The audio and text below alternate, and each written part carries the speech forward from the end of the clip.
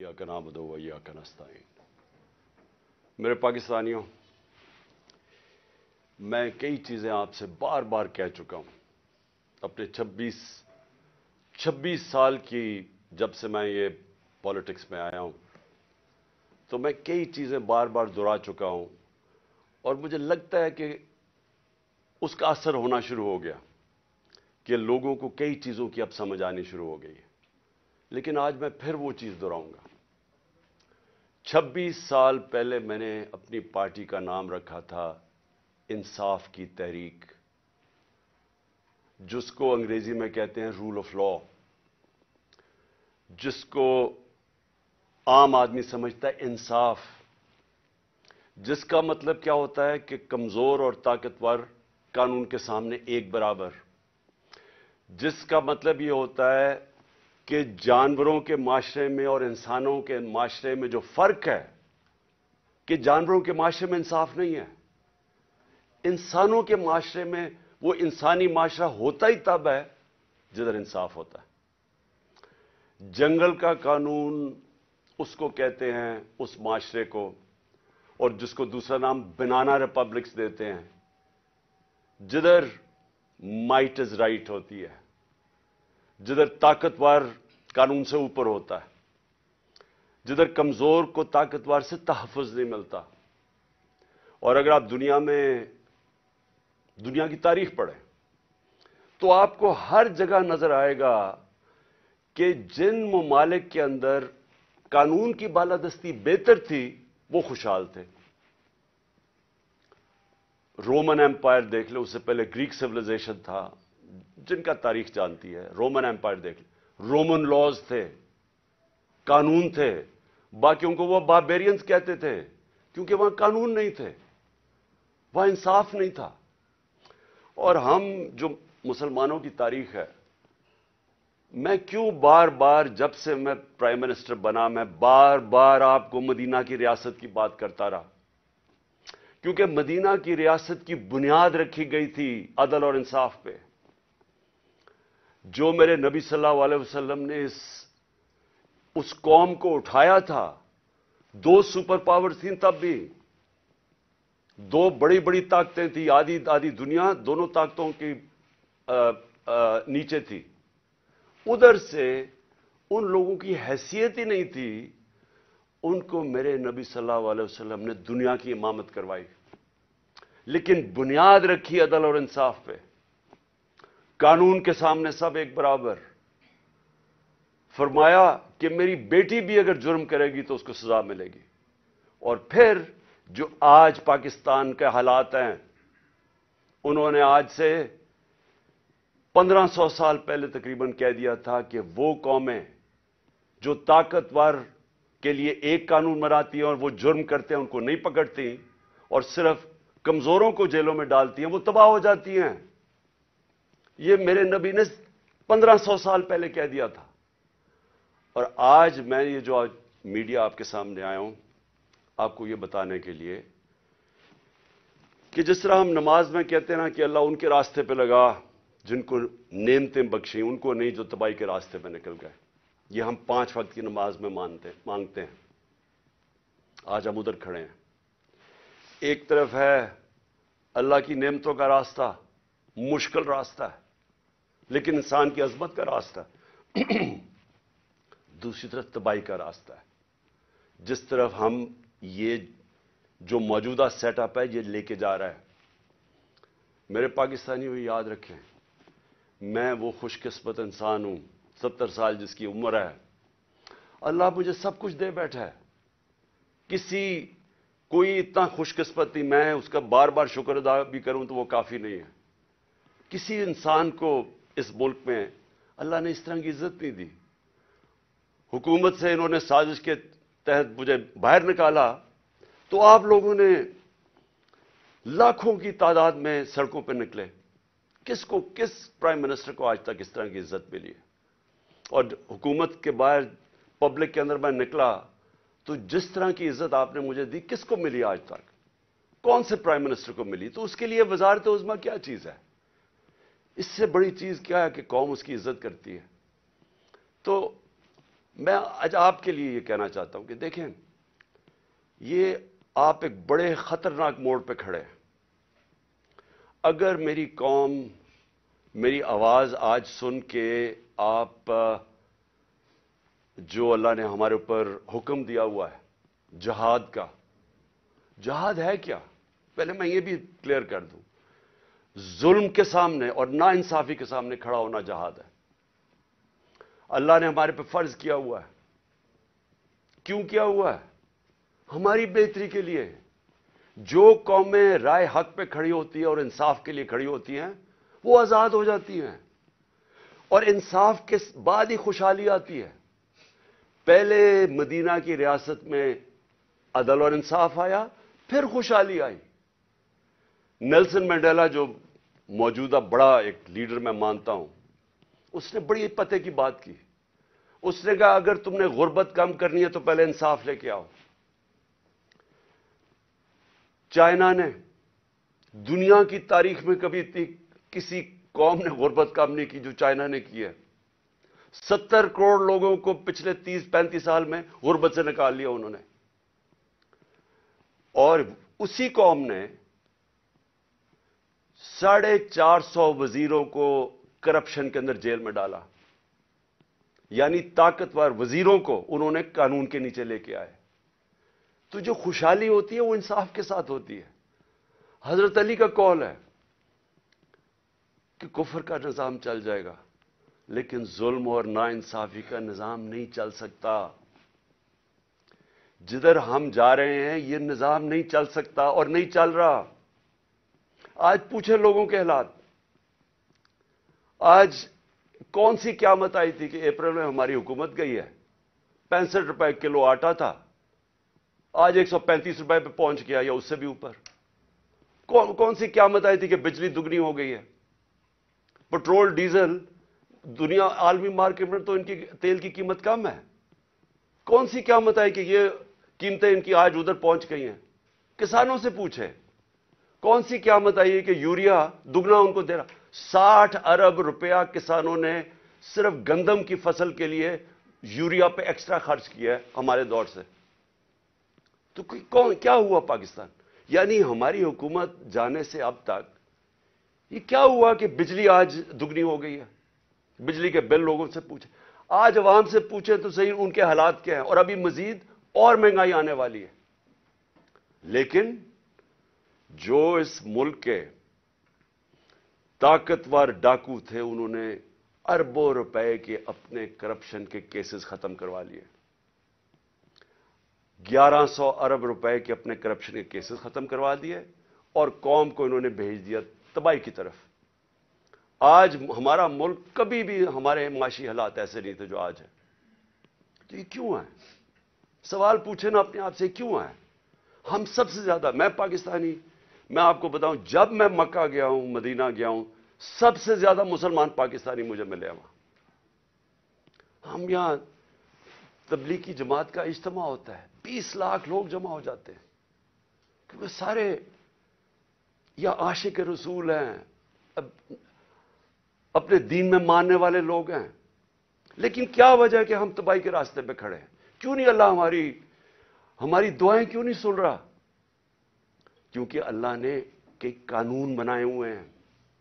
سارے جتنے اللہ کے پیغمبر دنیا میں آئے تھے، سب ان کی دو میسیجز تھیں، صرف پیغام دو تھے: انصاف قائم کرو اور انسانیت، یعنی کمزور کی مدد کرو، جو کہ جانوروں کے قانون کے اندر کمزور کی سروائیول آف دا فٹسٹ ہے، کمزور مر جاتا ہے۔ انسانی معاشرے میں ہم اپنے کمزور طبقے کی مدد کرتے ہیں۔ جس کو پہلی دنیا کی تاریخ میں فلاحی ریاست بنائی تھی وہ مدینہ میں بنائی گئی تھی، انسانیت کا نظام آیا تھا۔ تو ہم اپنے آپ سے پوچھیں کہ آج وہ ملک جو خیرات دینے میں سب سے زیادہ ہے، میں اس کے سامنے ہوں، کبھی یعنی کہیں دنیا کے اندر کینسر ہاسپٹل کے اندر 75% مریضوں کا مفت علاج نہیں ہو سکتا، صرف پاکستان میں ہے۔ کیونکہ لوگ جب دیکھتے ہیں، جب کسی ادارے کو، جو خیراتی ادارے کے اوپر جب اعتماد کرتے ہیں، تو اس سے زیادہ کھلے دل کے لوگ ہی کوئی نہیں ہے۔ تو ہم وہ قوم ہیں جو ترستی ہے، جس کا نعرہ تھا کہ پاکستان کا مطلب کیا، لا الہ الا اللہ، عظیم نعرے. ہم نے اللہ سے دعویٰ کیا کہ اللہ تیرے سوا ہم کسی کے سامنے نہیں جھکتے، ہم آزاد لوگ ہیں، ہم نے آزادی کا دعویٰ کیا. آج اپنے حالات ہم دیکھیں، نہ ہمارے پاس آزادی ہے، نہ یہاں خوشحالی ہے. غربت بڑھتی جا رہی ہے، دن بدن قیمتیں بڑھتی جا رہی ہیں. تنخواہ دار طبقے سے پوچھیں کہ کیا حالات ہیں ان کے. پوچھیں آج بزنس مین سے، سب دکان، آج فیکٹریاں بند ہو رہی ہیں. پوچھیں آج بزنس، کون سی، کسانوں سے پوچھیں، کسی سے پوچھیں، خاص طور پہ تنخواہ دار طبقے سے آج پوچھیں کہ وہ گزارا کیسے کر رہا ہے. تو کیا وجہ ہے اس کی؟ میں آج آپ کو بتاتا ہوں. اس کی وجہ ایک ہے کہ یہاں ظلم اور ناانصافی کا نظام ہے. میرے نبی صلی اللہ علیہ وسلم نے کہہ دیا تھا 1500 سال پہلے کہ طاقتور اگر چوری کرے تو آپ اس کو این آر او دے دیں، اور بیچارے غریب لوگ جیلوں میں جائیں، اور پھر سمجھیں کہ اللہ ہماری دعائیں قبول کرے گا. اور اس لیے جہاد اس نے ہمیں کہا ہے کہ ظلم کے سامنے کھڑے ہو، ناانصافی کو قبول نہ کرو. اور آج میں خاص طور پہ مخاطب ہوں اپنی پاکستان کی عدلیہ سے، اور اس کے بعد پاکستان کی وکلا برادری سے. دیکھیں، اللہ نے آپ کے اوپر بہت بڑی ذمہ داری سونپی ہے. یہ وقت ہے آپ کا کہ آپ اس ملک میں رول آف لا کے لیے کھڑے ہوں. میں یہ آپ کو پورے ایمان سے کہتا ہوں کہ جس طرف یہ لے کے جا رہے ہیں، ہمیں کوئی مستقبل نہیں ہے اس ملک کا. جس طرح کے فیصلے کیے جا رہے ہیں، جس طرح کی انصاف کی اور قانون اور آئین کی دھجیاں اڑائی جا رہی ہیں، جس طرح وہ جنگل کا قانون نافذ کیا جا رہا ہے، اس طرح ہمارے ملک کا کوئی مستقبل نہیں ہے. پہلی دفعہ لوگوں کو خوف آنا شروع ہو گیا ہے. لوگ پاکستان سے امید ان کی چلی گئی ہے. 8 لاکھ لوگ ہمارے 7-8 مہینے میں پروفیشنلز، وہ طبقہ جو ایک ملک کی جان ہوتا ہے، وہ چھوڑ کے چلا گیا ہے. باہر لوگ سرمایہ کاری کے لیے نکل گئے ہیں کیونکہ امید جانی شروع ہو گئی ہے. تو اس لیے میں اپنے معزز عدلیہ، اپنے ججز سے اور اپنی وکلا کمیونٹی سے، میں آج آپ سے خاص طور پہ آج اپیل کر رہا ہوں اپنے ملک کی خاطر. میں پھر سے ریپیٹ کرتا ہوں کہ اللہ نے عمران خان کو جو دے دیا ہے، میں اپنی خوابوں میں بھی نہیں سوچتا تھا کہ وہ مجھے اس طرح کی عزت دے گا. اور انسان کیا چاہتا ہے دنیا میں؟ عزت ہی چاہتا ہے. انسان کے تو پیسے بناتا ہے عزت کے لیے، پاور میں آتا ہے عزت کے لیے. تو جب اللہ نے اتنی عزت دے دی ہے تو مجھے اور کیا مل سکتا ہے؟ میں صرف اس وقت آپ سب کے لیے کھڑا ہوں. میری جو ساری جد و جہد ہے وہ آپ کے لیے، اور آپ کو اس کے لیے سب کو کھڑا ہونا پڑے گا. میں سارے پاکستانیوں کو کہہ رہا ہوں، آپ اگر آج نہ کھڑے ہوئے، میں آپ کو یقین دلاتا ہوں کہ آگے اندھیرا ہے. میری آواز کیوں بند کرنے کی کوشش کی جا رہی ہے؟ کیوں وہ پولیس یہ فواد چودھری کو کیوں پکڑا ہے؟ کون سا جرم کیا اس نے؟ کوئی مجھے جمہوریت میں بتائے کہ یہ جرم ہوتا ہے کہ جو اس نے اس کو منشی کہہ دیا، اس کو چیف الیکشن کمیشن. کبھی اس کے اوپر بھی کسی جمہوریت میں پکڑا جاتا ہے؟ اعظم سواتی کا کیا قصور تھا؟ کیا اس نے کہہ دیا کہ جناب ایکس آرمی چیف نے NRO-2 دے دیا؟ تو یہ سینیٹر ہے، اس کی رائے ہے. یہ باقی اس ملک کی اکثریت سمجھتے ہیں کہ ٹھیک ہے. اس کو ننگا کر کے، تشدد کر کے، پھر وہ گندی ویڈیو، اور پھر اس کو پکڑ لیا، 30 FIR کاٹ دی. شہباز گل، ارشد شریف، جو ارشد شریف کی خبریں آتی ہیں کہ کس طرح اس سے کیا گیا. کیا بچہ جانتا ہے پاکستان میں کہ ارشد شریف جیسا خوددار، دیانتدار، کریڈیبل، ایک محب وطن شاید ہی کوئی صحافی آیا ہو. اس سے جو کیا ہے، اور یہ جو میرے اوپر قاتلانہ حملہ کس لیے کیا گیا؟ میں نے کون سا جرم کیا تھا؟ اور اس کے اوپر ابھی میں آتا ہوں جب میں باقی چیزیں بھی آپ کو سامنے رکھتا ہوں. لیکن میں آج اپنی قوم کو کہہ رہا ہوں کہ دیکھیں آپ کا مستقبل آپ کے ہاتھ میں ہے. آپ ہیں اللہ کے بعد اس ملک کے وارث. آپ کو اپنی تقدیر اپنے ہاتھ میں لینی پڑے گی. یہ میرا وعدہ ہے کہ جب تک میں زندہ ہوں میں اس ملک کے لیے سٹرگل کروں گا. میں کیوں سٹرگل کروں گا؟ کیونکہ میں کبھی نہیں بھولتا کہ بچپن سے مجھے بتایا گیا ہمارے بڑوں نے کہ تم خوش قسمت ہو، تم آزاد ملک میں پیدا ہوئے ہو.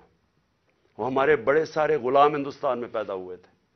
بچپن سے یہ ہمارے میں ڈالا گیا کہ یہ کتنا خوش قسمت سارے ہم ہیں، میری جنریشن، کہ ہم تو ایک آزاد ملک میں پیدا ہوئے. میں کبھی بھی جب دنیا میں باہر گیا، کرکٹ کھیلی، بڑا ٹائم گزارا ہے، پروفیشنل کرکٹ کھیلتا تھا، کبھی میرے ذہن میں یہ نہیں آیا کہ میں پاکستان کے علاوہ کسی اور ملک میں رہ سکتا ہوں. اور میں ابھی بھی جتنی میری باقی زندگی ہے اس ملک کے لیے. میں آپ کو یقین دلاتا ہوں کہ نہ مجھے کوئی جیل سے ڈر ہے. موت میں نے اپنے اتنے قریب سے دیکھی ہے کہ اتنے قریب سے دیکھی ہے. مجھے پورا اللہ پہ اعتماد ہے. میں لا الہ الا اللہ پہ ماننے والا انسان ہوں. جب اس کا فیصلہ ہوگا، قرآن شریف کے اندر آپ پڑھ لیں، آپ نہ آگے ہوتا ہے ٹائم نہ پیچھے ہوتا ہے. اس لیے مجھے کوئی فکر کسی کی نہیں ہے. اور مجھے کوئی یہ جو ہر وقت جیل لے کے جانے لگے ہیں، مجھے اس سے کوئی فکر نہیں ہے. اور نہ ہی میں آپ سب کو کہتا ہوں آپ کو یہ جیل سے ڈرنا نہیں چاہیے. جیل کا ڈراوے جی جیل میں ڈال دیں گے، ڈال دیں جیل میں، کتنوں کو ڈالیں گے. اس لیے میری قوم، آپ کو اگر اپنے آپ کو بچانا ہے، آپ کو اللہ کے حکم پہ چلنا پڑے گا، انصاف کے ساتھ کھڑا ہونا پڑے گا. اور میں اپنی عدلیہ سے پہلے آتا ہوں. سب سے پہلے الیکشن کمیشن. الیکشن کمیشن نے محسن نقوی کو پنجاب کا چیف منسٹر بنایا. میں پہلے الیکشن کمیشن سے سوال پوچھتا ہوں کہ کیا آپ کو نہیں پتا کہ جو آئین کا آرٹیکل 218 اس کی شق 3، کیا آپ کو نہیں پتا کہ آپ کی سب سے بڑی ذمہ داری صاف اور شفاف الیکشن کروانا ہے؟ یہ آپ کی سب سے بڑی ذمہ داری ہے. تو میں سوال یہ پوچھتا ہوں کہ کس بیسس پہ آپ نے محسن نقوی کو چنا؟ باقی نام کس بیسس پہ آپ نے ریجیکٹ کیے؟ جبکہ ہم نے وہ نام چن کے دیے جو ہم سمجھتے تھے کہ نون لیگ ایکسپٹ کر جائے گی ان کو، کیونکہ سکھیرا صاحب اس وقت کیبنٹ سیکرٹری ہیں، شہباز شریف کے کیبنٹ سیکرٹری ہیں. اس سے بعد ناصر کھوسہ کا نام دیا جو ان کے پرنسپل سیکرٹری نواز شریف کے رہ چکے ہیں، شہباز شریف کے چیف سیکرٹری. یعنی وہ لوگ جو ان کو ایکسیپٹیبل ہے. ہم نے اپنی طرف سے نیوٹرل امپائر رکھنے کی کوشش کی. تو کس بیسس کے اوپر یہ محسن نقوی کو آپ لے کے آئے؟ کیا آپ اس کے بیک گراؤنڈ کا نہیں پتا تھا؟ یا شاید لگایا اس لیے تھا کیونکہ آپ کو پتا تھا یہ کون ہے؟ کیا یہ نہیں پتا کہ یہ آدمی رجیم چینج جو ہماری گورنمنٹ گرائی گئی ہے اس میں اس نے سب سے بڑا رول اس کا تھا. ایک تو اوپر کا رول تھا نا ایکس آرمی چیف کا، لیکن اس کا اس کے بعد یہ ان چند لوگوں میں سے تھا جو سب سے زیادہ یہ بھاگ دوڑ کی اس نے ہماری حکومت گرانے کے لیے. کیا یہ آصف زرداری کے ساتھ سندھ ہاؤس جدھر پیسے چلے تھے یہ وہاں نہیں تھا؟ کیا آصف زرداری اس کو اپنا بیٹا نہیں کہتا؟ کیا اس کا جو چینل ہے لوگوں کو نہیں پتا اس کی چینل کا کس کے بار بار جو پروپیگنڈا ہمارے اگینسٹ کب سے کر رہا ہے؟ اور پھر سب سے بڑی بات کہ جو آج نیب کے چیئرمین ہیں آفتاب سلطان، نیب کے چیئرمین آفتاب سلطان نے اسی محسن نقوی کے اوپر انویسٹیگیشن کی تھی. یہ انویسٹیگیٹنگ آفیسر تھے اور ان کی ریکمنڈیشن پہ انہوں نے 35 لاکھ روپیہ نیب کو واپس کیا تھا. تو میں الیکشن کمیشن سے پوچھنا چاہتا ہوں کہ کوئی اور آپ کو نہیں ملا کہ صرف چن کے آپ وہ آدمی لے کے آئے ہیں جو کہ ہمارا سب سے خلاف تھا؟ اور اس نے آتے ساتھ ہی کیا کیا؟ یہ جو اب فواد چودھری کا ہوا ہے 3 دفعہ، اور میں جج صاحب کو سلام کرتا ہوں، 3 دفعہ انہوں نے کہا کہ فواد چودھری کو طلب کیا عدالت میں، اور تینوں دفعہ نہیں اس عدالت میں پریزنٹ کیا گیا. تو کیا یہ محسن نقوی یہ اس کی پہلی آتے ساتھ ہی اس نے اپنے کارنامے دکھا دیے ہیں. اس کے بعد اس نے جو اس نے اپوائنٹمنٹس کی ہیں, کیا یہ فری اینڈ فیئر الیکشن ہو رہا ہے کہ سارے وہ پولیس آفیسر جنہوں نے ہمارے اوپر تشدد کیا تھا 25 مئی کو, ان ساروں کو واپس لے آیا؟ ایڈوکیٹ جنرل آفس کے اندر وہ سارے لوگ جو کہ حمزہ شریف کے دوران تھے ان کو واپس لے آیا؟ کیا یہ صاف اور شفاف الیکشن کی تیاری ہو رہی ہے؟ کیا اس کو کہتے ہیں a neutral caretaker setup? Caretaker setup کا تو مطلب ہی یہ تھا کہ ایک نیوٹرل امپائر آئے گا. کیا یہ نیوٹرل امپائر ہے؟ اور ابھی سے ہی پولیس نے ہراساں شروع کر دیا ہے ہمارے ورکرز کے اوپر. 1-2 گرفتاریاں شروع ہوگی اور پلان بن گیا پکڑنے کا. اور یہ جو فواد چودھری کا ہوا ہے, تو یہ ابھی سے ہی پورا پری پلان بنا ہوا ہے. یہ صاف اور شفاف الیکشن کروانے کے لیے محسن نقوی نہیں آیا, یہ وہ کرنے آیا جو میں نے پہلے بھی کہا تھا, جو آصف زرداری نے الیکشن کروایا ابھی کراچی کے اندر, کہ ووٹ بینک ہے نہیں پیپلز پارٹی کا اور پیپلز پارٹی جیت جاتی ہے کراچی سے. تو یہ الیکشن نہیں ہو رہا, یہ ایک پلان, ایک کانسپریسی کے تحت اس کو رکھا گیا. تو میں اپنی عدلیہ, اور ہم انشاءاللہ یہ کیس لے کے جا رہے ہیں اپنی عدلیہ کے پاس, تو میں اور پاکستانی آپ سے انصاف کی توقع رکھ رہے ہیں. ہم یہ بھی چاہتے ہیں کہ یہ جو اب فواد چودھری سے ہو رہا ہے اور یہ جو آگے ہونے جا رہا ہے, میں ابھی آپ کو پیشن گوئی کرتا ہوں, کیونکہ ان کو سب سے بڑا جس آواز بند کرنی ہے وہ عمران خان کی ہے, تو وہ پورا پلان بنا ہوا ہے ان کا. میں ابھی پیشن گوئی کر رہا ہوں. ہم اپنی عدلیہ سے ایکسپیکٹ کرتے ہیں کہ ہمارے فنڈامنٹل رائٹس کو پروٹیکٹ کریں. یہ تاریخ وہ ہونے لگی ہے, اگر ہماری عدلیہ نہ کھڑی ہوئی تو یاد رکھیں آج تک جسٹس منیر کو کسی تاریخ نہیں بھول سکی. وہ بڑے قابل آدمی تھے, لیکن ایک جگہ جدھر انہوں نے آئین اور قانون کے ساتھ کھڑا ہونا تھا وہ طاقتور کے ساتھ کھڑے ہو گئے. اس ملک نے بھاری قیمت ادا کی ہے اس کی, اور اس کے بعد قیمت ادا کرتے گئے. اس وقت قوم آپ سے ایکسپیکٹ کر رہی ہے, موزز ججز, قوم آپ سے ایکسپیکٹ کر رہی ہے کہ ہمارے حقوق کی حفاظت کریں, ہماری جمہوریت کو بچائیں.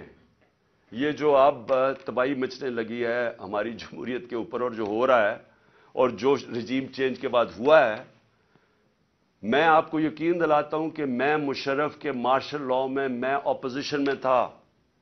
8 دن مجھے جیل میں ڈالا, تب بھی میں نے کبھی اس طرح کا ظلم, فیشزم, اس طرح کی میں نے کبھی ایک سٹیٹ کو اپریس کرتے ہوئے میڈیا کے لوگوں کو, ہمارے ورکرز کو, میں نے کبھی ایسے نہیں دیکھا جو آج میں دیکھ رہا ہوں پاکستان کے اندر.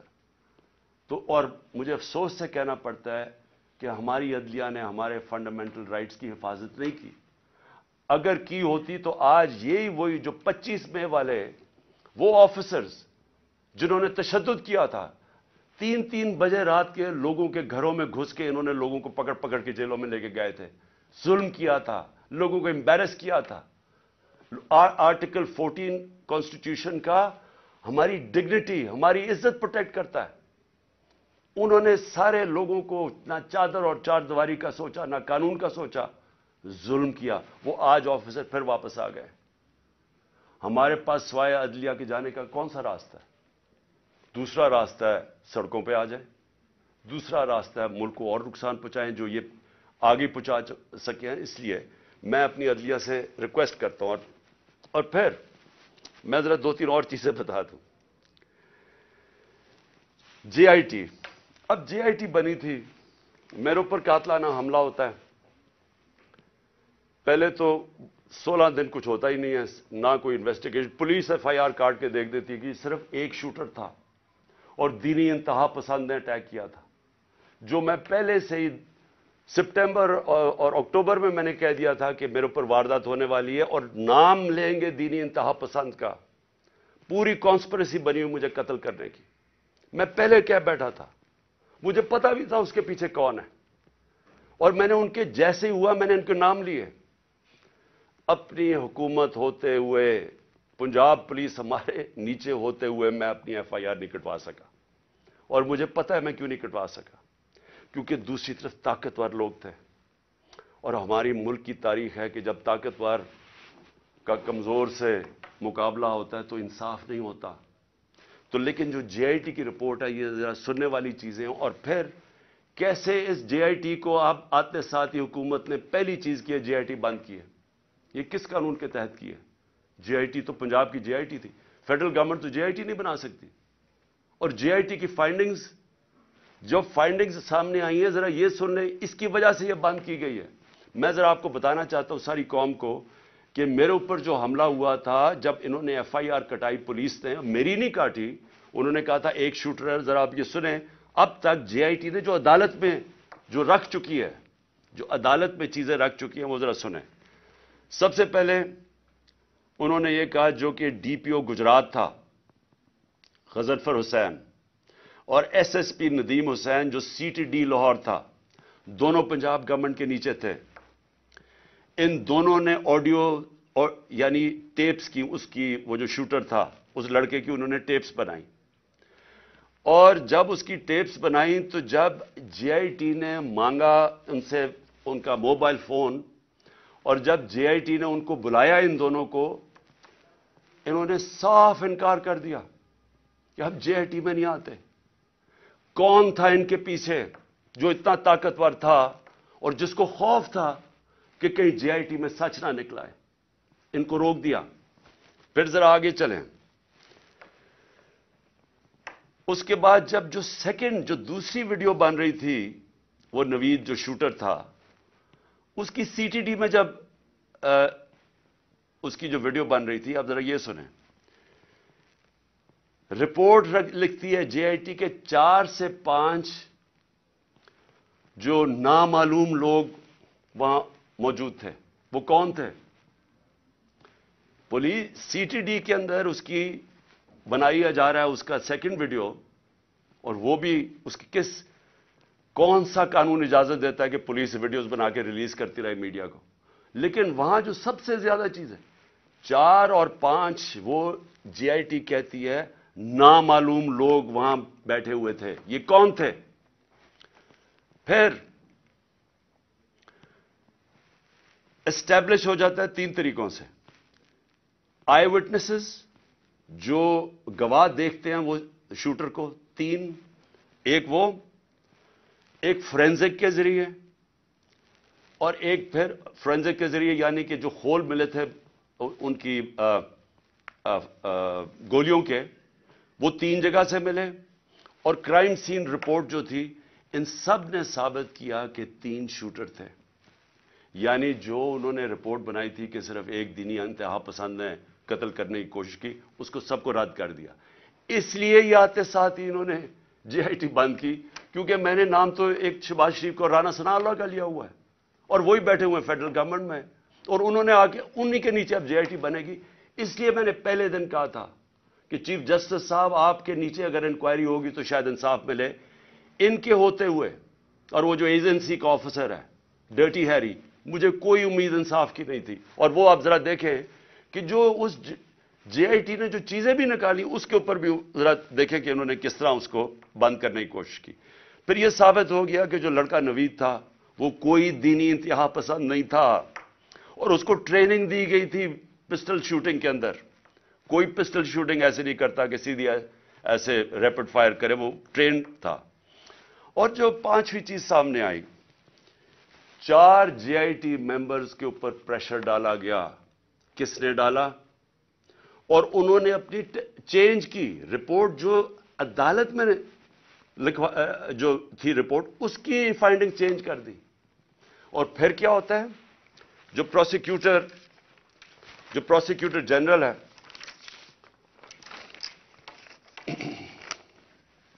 جو انڈیپینڈنٹ انکوائری کرتا ہے, ان 4 لوگوں کے اوپر جو اپنے چینج کرتے ہیں رپورٹ, یہ جو 4 جے آئی ٹی ممبرز اپنی رپورٹ چینج کرتے ہیں, انڈیپینڈنٹ انکوائری کنڈکٹ کی جاتی ہے پروسیکیوٹر جنرل آف پاکستان. وہ ان کے اوپر انڈیپینڈنٹ انکوائری کنڈکٹ کرتا ہے, اور وہ کنفرم کرتا ہے, prosecutor general of Pakistan confirm کرتا ہے کہ انہوں نے اپنی غلط ٹیسٹ اپنی بدلی.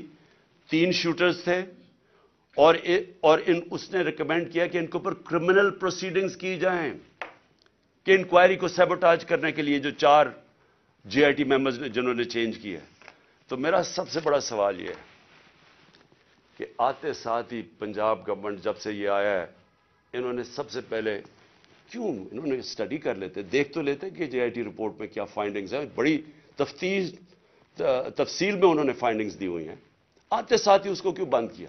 اور پھر جو سب سے زیادہ کام کر رہا تھا, پہلے تو یہ 4 بھگا دیے, جو سب سے زیادہ کام کر رہا تھا, میں اس کا نام دیتا ہوں, وہ بڑا مجاہد, اس طرح بھی ماشاءاللہ ایسے لوگ تھے, انہوں نے آتے ساتھ ہی یہ جو محسن نقوی نے اور کیا کام کیا کہ اس نے جو لڑکا جو سب سے زیادہ کام کر رہا تھا, اس کا میں نام اس لیے بتانا چاہتا ہوں کیونکہ سعید انور شاہ, یہ انویسٹیگیٹنگ آفیسر تھا جس نے کھڑا ہوا اور جس نے عدالت کے اندر چلان دیا, انہوں نے آتے ساتھ ہی اس کو سسپینڈ کر دیا.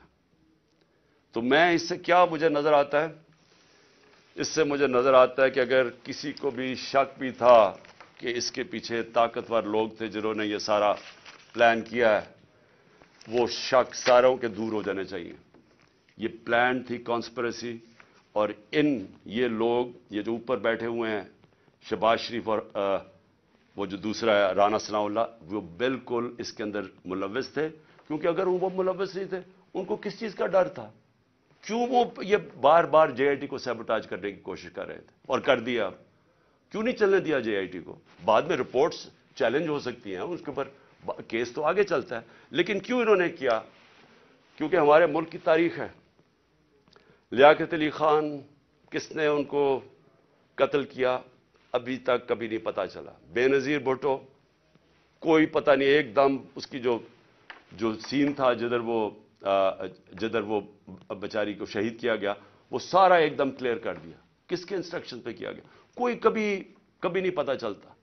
اس لیے یہ جو پورا کور اپ ہو رہا ہے, یہ بھی کیونکہ طاقتور لوگ انوالوڈ ہیں, اس لیے کوئی پوری کوشش ہوگی اس کو کور اپ کرنے کے لیے. میں آگے اب چلتا ہوں. جب جو آئین ہے ہمارا, اور آئین بڑا کلیئر ہے, آئین کا آرٹیکل 105 یہ کہتا ہے کہ جیسے ہی ایک اسمبلی ڈیزالو ہوتی ہے, جیسی اسمبلی ڈیزالو ہوتی ہے تو گورنر 48 گھنٹے کے اندر وہ ایک ڈیٹ دیتا ہے الیکشن کی. یہ آئین کے اندر لکھا ہوا ہے, 105 آرٹیکل 105 میں لکھا ہوا ہے. نہ KP کے گورنر نے ابھی تک ڈیٹ دی ہے, نہ پنجاب کے گورنر نے ڈیٹ دی ہے. سوال یہ کیوں نہیں دی؟ ہم نے اپنی گورنمنٹ کیوں گرائی؟ کبھی سوچا کہ کوئی اپنی گورنمنٹ خود چھوڑ دیتا ہے, ڈیزالو کر دیتا ہے؟ کبھی اس ملک کی تاریخ میں ہوا ہے؟ 60% پاکستان جس کے اوپر ہماری گورنمنٹ ہو, ہم خود ہی کہیں کہ جی ٹھیک ہے یہاں ہم اسمبلیز ڈیزالو کرتے ہیں. میں نے نیشنل اسمبلی بھی اپریل کے اندر ووٹ آف نو کانفیڈنس سے پہلے میں نے وہ بھی کہا تھا کہ میں ڈیزالو کرتا ہوں, الیکشن کروا دیں. تو یہ اس لیے کرتے ہیں, ہم نے اس لیے فیصلہ کیا کہ جب ایک ملک کے اندر سیاسی طور پہ استحکام نہیں ہوتا تو معیشت کے اوپر ڈائریکٹ اس کا امپیکٹ جاتا ہے. ہم نے یہ اس لیے اپنی اسمبلیاں ڈیزالو کی کیونکہ ہمیں نظر آ رہا ہے کہ ملک تباہی کی طرف جا رہا ہے, ڈیفالٹ کی طرف جا رہا ہے. جس طرح میں پہلے کہہ بیٹھا ہوں کہ کسی طبقے سے پوچھ لیں آج پاکستان میں کہ معیشت کا کیا حال ہے, وہ سارے آپ کو یہ کہ جواب دیں گے برے حالات ہیں, گر رہا ہے نیچے. تو ہم نے اس کو اس لیے اپنی گورنمنٹس کی قربانی دی کہ ہم یہ سمجھتے ہیں کہ اگر ہم نے اس ملک کو اٹھانا ہے واپس تو سب سے پہلے صاف اور شفاف الیکشنز کی ضرورت ہے. صاف اور شفاف الیکشنز کا مطلب پولیٹیکل سٹیبلٹی.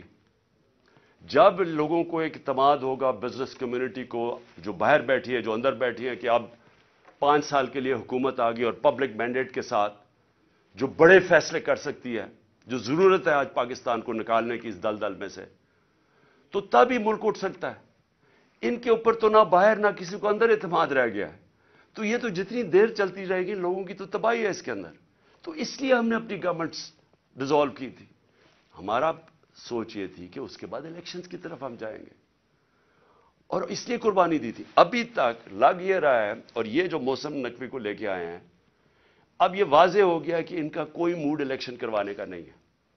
میں پھر اپنی عدلیہ سے پوچھتا ہوں کہ اب ذمہ داری آپ کی ہے کہ آئین کے اندر کوئی گنجائش نہیں ہے. جیسے ہی گورنمنٹ ڈیزالو ہوتی ہے آرٹیکل 105 105 واضح طریقے سے کہتا ہے کہ 90 دن کے اندر آپ نے الیکشن کروانے. اب ذمہ داری آپ کی ہے کیونکہ آپ کو دنیا دیکھ رہی ہے آپ کی طرف کہ کیا یہ آپ کریں گے یا نہیں کریں گے. کیونکہ میں پھر سے کہتا ہوں کہ مجھے افسوس سے کہنا پڑتا ہے کہ ہمارا ملک وہ نہیں بن سکا جو بننا چاہیے تھا. اور اس کی بہت بڑی وجہ یہ ہے کہ یہاں کبھی بھی رول آف لا نہیں ہوا. یا طاقتور ہمیشہ قانون سے اوپر ہے.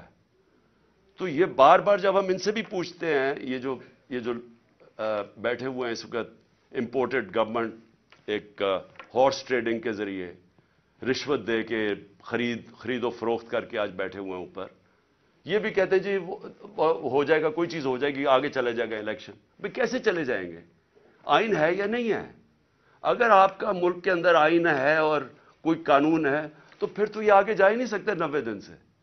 تو یہ بھی آج میں اپنی عدلیہ کو کہنا چاہتا ہوں کہ اب آپ کے اوپر بہت بڑی ذمہ داری آنے والی ہے, کیونکہ یہ جو محسن نقوی کو لے کے آئے ہیں اس کا کوئی ان کا نہیں نظر آ رہا کہ یہ الیکشن کروائیں گے. پھر میں آخر میں میں اپنی قوم سے بس یہ بات کر کے اپنی بات ختم کرتا ہوں کہ دیکھیں, میں جس طرح شروع کیا تھا کہ اللہ میرے پہ بڑا مہربان رہا ہے, میں اس کا شکر ادا جتنا بھی کروں کم ہے کہ مجھے تو اس ملک میں جو آپ نے عزت دی وہ کسی کو دی نہیں پہلے. لیکن میں ایک چیز جانتا ہوں کہ میں کسی صورت اگر کسی کا خیال ہے کہ میں ان چوروں کے نیچے مان جاؤں گا ان کی غلامی, میں واضح کر دوں کہ آخری گیند تک لڑوں گا, آخری اپنی سانس تک ان کا مقابلہ کروں گا. کوئی مجھے نہ جیل اور نہ یہ جو ڈراتے رہتے کوئی فکر نہیں ہے. اللہ نے ایمان دیا ہے, ایمان کی قوت دی ہے, اور سب سے بڑی قرآن کی آیت ہے کہ جو لوگ ایمان لے آئے اللہ ان کے خوف دور کر دیتا, ان کو آزاد کر دیتا. میں ایک آزاد انسان ہوں, میں کبھی غلامی کسی کی نہیں مانتا. میں لا الہ الا اللہ میرے دل میں ہے. میں نے اللہ کے سامنے دعویٰ کیا ہوا کہ اللہ تیرے سوا کوئی خدا نہیں ہے. کوئی خوف کے بت کی میں پوجا کرتا نہیں, اور نہ آپ کو کرنی چاہیے. کیونکہ میں ایک مثال دیتا ہوں ہمیشہ لوگوں کو, کیونکہ اسلام کی تاریخ آپ پڑھیں تو جو سب سے دردناک اور تکلیف دہ واقعہ وہ ایک ہی ہے, جس طرح حضرت امام حسین کی شہادت ہوئی. اور میں ہمیشہ یاد کراتا ہوں لوگوں کو کہ کوفہ کے لوگوں کو, انہوں نے تو بلکہ دعوت دی تھی امام حسین کو, ان کو پتا تھا وہ راہ حق پہ ہے, ان کو پتا تھا کوفہ کے لوگوں کو, لیکن یزید کے خوف کے ظلم کے خوف کی وجہ سے انہوں نے اتنا بڑا سانیہ ہونے دیا اسلام میں. آپ بھی یہ خوف کا بت توڑ دیں, میری طرح آزاد ہو جائیں, اور کسی صورت ان کو نہ قبول کریں. مجھے جو صرف ایک افسوس ہے کہ میں جب سیاست شروع کی تھی 26 سال پہلے, تو میں یہ سمجھتا تھا کہ 2 طرح کے طبقے پاکستان میں ہیں. ایک وہ طبقہ ہے چھوٹا سا جو اس ملک کا پیسہ چوری کر کے باہر لے جاتا ہے, ان کے پاس اربوں ڈالر باہر پڑے ہیں, بڑے بڑے پراپرٹیز, مے فیئر سب سے مہنگے علاقے میں لنڈن میں پراپرٹی ہے, بیٹا ون ہائیڈ پارک وہ سب سے مہنگا علاقہ ہے, آف شور اکاؤنٹس میں ان کے پیسے پڑے ہوئے ہیں. تو ان کو تو پاکستان نیچے جاتا ہے, ان کو کیا ہوگا, جب مشکل پڑتی ہے جہاز پکڑ کے باہر چلے جاتے ہیں. تو ایک ایسا طبقہ چھوٹا سا بیٹھا ہوا ہے, ہر وقت پیسہ اس ملک سے چوری کر کے باہر لے جاتا ہے. ٹیکس اور بزنس مین ہے, ٹیکس چوری کیا وہ باہر. ریل اسٹیٹ کے اندر بیٹھے ہوئے لوگ جیسی پیسہ بنتا ہے حوالے ہنڈی سے پیسہ باہر. تو ان کو کوئی تکلیف نہیں ہے کہ پاکستان نیچے جاتا یا نہیں, ان کو تکلیف نہیں ہے کہ ہم غلامی کریں, کبھی کسی کی غلامی جو آج تک کرتے آئے ہیں, ان کو فکر نہیں ہے, کیونکہ ان کا سٹیک پاکستان میں نہیں ہے. اور اس لیے میں ان کے خلاف نکلا تھا آج سے 26 سال پہلے, اور اس لیے جب تک میرے میں سانس ہے میں ان کا مقابلہ کروں گا. لیکن ایک دوسرا طبقہ جن کا جینا مرنا پاکستان میں وہ اکثریت اس ملک کی عوام ہے، اور اس ملک کے وہ ادارے ہیں، وہ ادارہ جس کو پتا ہے کہ اگر یہ ملک کی معیشت نیچے جاتی ہے تو سب سے پہلے نقصان اس ادارے کا ہے۔ آج سری لنکا کے اندر آئی ایم ایف نے حکم دیا سری لنکا کو کہ اپنی جو سری لنکا کی فوج ہے اس کا آدھا کرو۔ مصر کے اندر آئی ایم ایف نے حکم دیا ہے کہ اپنی فوج کی فضول خرچیاں کم کرو۔ تو کیا وہ جب ہم جو یہ امپورٹڈ حکومت ہمیں اپنے گھٹنوں پہ لے آئی ہے، اپریل میں پاکستان کدھر کھڑا تھا، صرف اکنامک سروے آف پاکستان آپ دیکھ لیں، اور آج کدھر ہے؟ تو کیا وہ جو اب ہمارے سے قیمت ادا کریں گے، کیا ہماری طرح کے جو سمجھتے ہیں کہ ہم ایک آزاد ملک میں رہنا چاہتے ہیں، کیا ہماری آزادی خطرے میں ہوگی یا نہیں؟ تو میں یہ ہمیشہ سمجھتا تھا کہ یہ ادارے کبھی بھی ان لوگوں کے ساتھ نہیں ہوں گے جو یہ ملک کا پیسہ چوری کر کے باہر لے کے جاتے ہیں۔ اور مجھے بڑا افسوس سے کہنا پڑتا ہے کہ ہماری حکومت ہٹا کے ان لوگوں کو بیک کیا گیا جو اس ملک کو 30 سال سے لوٹ رہے تھے۔ چھوڑیں کہ میں کیا کہتا ہوں، صرف انٹرنیشنل میڈیا ان کے متعلق کیا کہتا ہے۔ آج تو ٹیلی فون ہے، اپنا گوگل کر لیں کہ ان دونوں بڑے خاندانوں کے اوپر انٹرنیشنل میڈیا کیا کہتا ہے۔ ان کے خلاف ہماری اسٹیبلشمنٹ نے، ہماری ایجنسیز نے کیا کیا چیزیں نکالی ہوئی ہیں ان کی چوری کے اوپر۔ تو مجھے حیرت یہ ہوئی کہ رجیم چینج کے بعد ان کے ساتھ کیسے کھڑے ہو گئے وہ ادارہ جس کا سب سے زیادہ سٹیک ہے کہ پاکستان ایک طاقتور ملک بنے، کہ اگر ایک ملک کی معیشت نیچے جاتی ہے تو ہمیں سوویت یونین کی مثال ہے کہ وہ ملک ٹوٹ گیا، تکڑی ترین فوج تھی لیکن ملک ٹوٹ گیا کیونکہ معیشت نیچے چلی گئی۔ تو ان کے نیچے جو انہوں نے 30 سال سے یہ ملک سے کر رہے ہیں، مجھے ابھی تک نہیں سمجھ آ رہی کہ کیسے وہ ادارے ان کے ساتھ کھڑے ہو گئے۔ میں آخر میں اپنی ساری قوم کو کہنا چاہتا ہوں کہ اپنی تقدیر اپنے ہاتھ میں لیں۔ آپ کا مستقبل، آپ کے بچوں کا مستقبل آپ کے ہاتھ میں ہے۔ آپ یہ اگر ظلم نہ، آپ کے پاس اب 2 راستے آ گئے، ایک تباہی کا راستہ ہے، ایک مشکل راستہ ہے، جدوجہد کا راستہ ہے، لیکن پاکستان کی عظمت کا راستہ ہے، اور مجھے امید ہے کہ آپ سب صحیح فیصلہ کریں گے۔